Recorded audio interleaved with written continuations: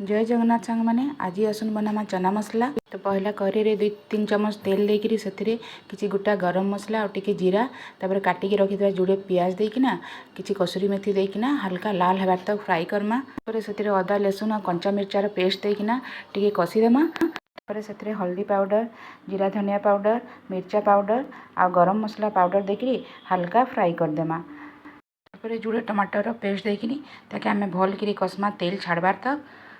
तारपर से देदेमा स्वाद अनुसार नून। मैं सिझेकी रखी गोटे आलू आलू आपन चाहिए देवे ना नहीं दे पारन। तापर मुझे 4-5 घंटा आगु काबुली चना के बतुरे देती आ प्रेसर रे जुड़े सीटी दे देती सेटा भल से सिझी आपन ताके पूरा पानी सहित देवे। से स्वाद बढ़ावा लगे देदेमा 2 चम्मच दही। देखुन बहुत कम तेल मसला आ इजी प्रोसेस रे तैयारी होगला आमर काबुली चना मसला। तो आपण माने घरे निश्चय तैयारी करूँ आ खाऊन। रही जय माँ समलेई।